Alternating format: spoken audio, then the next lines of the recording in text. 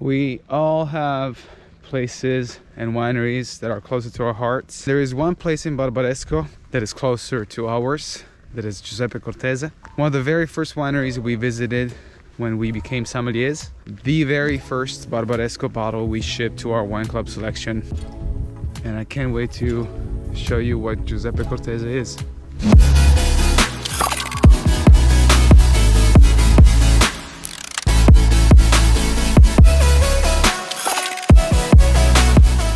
Ciao Tiziana, and thank you for having us. We are great fans of this winery and we're very happy to be here today. Since we are in the Barbaresco Valley and you are kind of an expert, yes. Could you give us a short description of the valley, of the Barbaresco Valley? How many hectares, how many producers? Yes, for sure. Thank you to be at our winery. It's a pleasure for us. The Barbaresco area is a fantastic area. The area of the production is made up in 3 towns, Barbaresco, and now we are at the top of Rabajà, Treviso and Neve, and a short helmet, Sarocco Senodelvio, near Alba. The total production of the area is around 760 hectares, so not so big. This is a very nice day today. The area is very important because yes, the production is small, and in terms of quality, usually you find a very elegant wine with great capacity for evolution. We think the area of Barbaresco is very interesting also because we are the first in 2007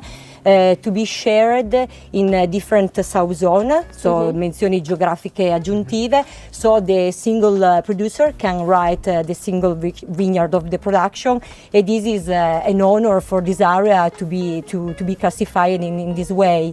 This is the first winery we visited when we came to Barbaresco for the first time, when we were still living in Torino.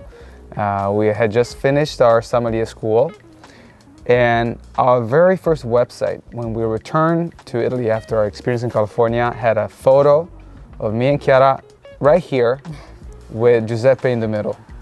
What do you think is the importance of the work that your father has done for the winery, and how do you think it will affect the future generations? Our father was a great vine man. So he started in 1971 with great passion with my mother to grow the vineyard Rabajà, and the focus, the idea was I respect very well what the soil, what the vineyard can do.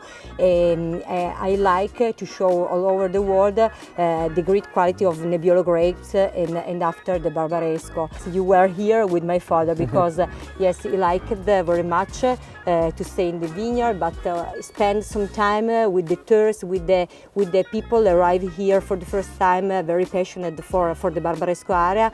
It was okay, I can stop my work, I can tell you dedicate my time to other people. Some things with happiness. This I think it's important to remember also in the future, in the generation. Lesson. Yeah. Beautiful day today. We're with Piercarlo Cortese in the Rabajà cru. What is special about the Rabajà? Il Rabajà è un cru, diciamo, con un'ottima esposizione, che ha delle particolarità, delle peculiarità che poi dopo, diciamo, possono dare un potenziale con dei vini con un'ottima struttura, con dei profumi molto particolari e quindi diciamo che si identificano molto. In fact, today is a perfect day to see the exposure of the vineyard, because we just had snow. I don't know if it's fully south, but it's pretty south because you can see the snow already melted, and the hill in front of us is still in the snow. So in the past, when you wanted to see and to actually analyze the best crus, the best terroirs, you would have to wait for the snow to melt to see which one would be the best exposure for Nebbiolo. And today is a perfect day to see that. Piercarlo, what is your best memory of Giuseppe? Sì, con mio papà io ho tantissimi ricordi, perché praticamente lavoravamo assieme da sempre, da quando poi io ho finito la scuola enologica, ma comunque già anche da prima, quindi io di ricordi ne ho tantissimi. Poi è chiaro, mi ricordo delle cose per andare proprio quando ero un ragazzino, e io comunque avevo anche solo 15-16 anni, ma neanche, praticamente portavo in prima marcia questo trattore nel filare, e noi facevamo questa legatura alta del Nebbiolo, specie nelle vigne vecchie che abbiamo giù, perché ai tempi non siamo neanche ancora le cimature. Tutto a mano, non c'erano neanche ancora le cimature, non c'erano le cimatrici, non c'era. Questo qua, diciamo, è un ricordo dei tantissimi.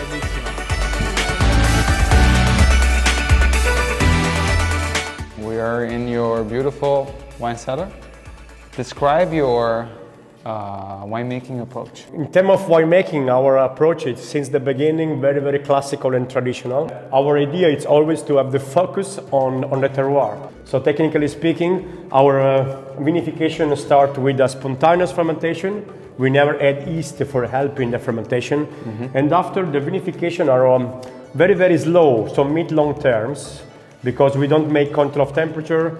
And the most important part of the Barbaresco Rabajà, it's still vinificated in old concrete tanks. Yes. It's a really, let me say, the maximum in terms of giving a purity on the nose.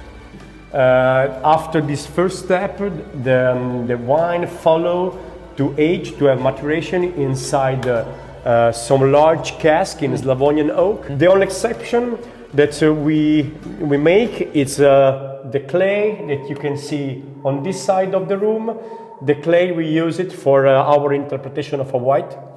We use an international grape because it's a Chardonnay grape, but we name it simply Langhe Bianco, white, because the idea is to have a kind of local wine, white wine. So necessary to use international grape, but not an international interpretation. So finally, welcome in the testing room. Thank you. I want to start this nice meeting and discussion with you, showing to you Barbaresco Rabajà 2018. This is the new releasing of our famous Barbaresco Rabajà. 18 has been just released a few months ago, so it's the new baby of the wine of the house. Another very, very important vintage. So Really good. it's since 2002 that we don't have a bad vintage in Barbaresco, especially in single vineyard Rabajà, and this is again another very, very fantastic, elegant and fresh vintage. So thank you for sharing and Thank you for enjoying. having us. Yeah, this is an amazing wine. You mentioned vintage. What is your favorite vintage? If you have, one vintage in mind to share with the people that are watching that they should try, and for some reason it's... Thinking on something interesting to explain for me, I would like to spend some words about vintage 2014. It's a recent year. I think that almost every one of us know and remind a general bad reputation because we had no sun, no real summer till mid of August, and very, very bad condition for growing wild bunches. But finally, I wanted to put the focus because in Barbaresco we had, by the way, not so bad condition. We never had episode of hail. We have less rain in other areas. And Nebbiolo grape especially, it's really late ripening. So it was really surviving in this difficult situation till mid of August. Arriving mid-August, we finally had a kind of late summer. And finally, with a very late harvest, end of October, we had finally a quality in the grape very, very, very good.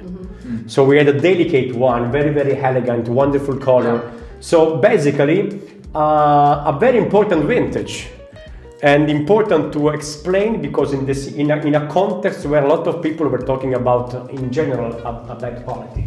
So very challenging for winery like Giuseppe Cortese for sure, but in general for the denomination Barbaresco, because almost all the Barbaresco released from 14 has a nice quality. A really, really amazing vintage. I think you should try it. And I also think you should not read a wine critic's review before Tasting with a it winemaker and Yeah, speaking. in general it would be ideal. That would be nice. So you have a traditional winemaking approach. What do you think about the natural wine movement? Oh, well, interesting question. Tough question. Yeah. Well, for me, it depends a lot on what people mean with natural movement. For our interpretation, for making a natural wine, it means to have a very, very ethic approach. When sometimes people consider even Giuseppe Cortese in some things as a natural winemakers, because we are organic in the vineyard, we are really, really soft and natural in the winery. You saw before, as we work with only large cask, concrete tanks for the vinification, spontaneous fermentation. Low so for intervention. me, very, very low. For me, this is a natural approach of making wine with the respect of the raw material and on the soil.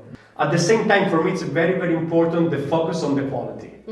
I always say that we think that Giuseppe Cortese is still an artisanal producer. After 50 years, for me, we're able to have a wine of really, really high definition in terms of definition, in terms of precision, how the wine is clean and pure. Yeah, that's true. Especially in Italy. In Italy, we have a tradition of artisanal manufacturing, very, very high quality, and always handmade. Yeah. So I appreciate the natural approach, but please always in a context of high quality. We spoke about the past, we spoke about the present. Imagine you have a time machine and you're traveling to 2050. So it's not that far away, but it's still far enough. What is happening at Giuseppe Cortese in 2050? Wow. Considering that our mission since the beginning is to have a continuity from the past to the present and even the look on the future, we really hope that in other 30 years, the reputation of our winery will grow again more, let me say, just with the focus on the traditional approach. So our mission probably will be to follow, to produce the wine with the focus on the terroir, with the respect of the raw material, and following to talk about the unicity of this wine, of our interpretation. When I come back and see that Giuseppe Cortese has been one of the first producing Barbaresco on label, and in these 50 years we are one of the few that we never move to a more modern concept of making wine, and the future showed to us that this is the beautiness of this land is to follow in this direction. We want to be more and more, let me say, a point of reference in the future. Also for new wineries, for people that want to start now, and they need to look in the future for sure, to be a kind of icon, a point of reference for the wine made with the respect of the terroir. Because this is our unicity and no one can discuss it. Gabriele, thank you so much for having us. Please let them know where they can find you and follow you. Well, thank you for your visit today. For sure, everyone can find more information on our website, www.giuseppecortese.it. Following on social media, we have Facebook, Instagram, so you can find more information about us. Sure. Awesome. Thank you. Thank you again. Thanks for Ciao. watching. See you in the next one.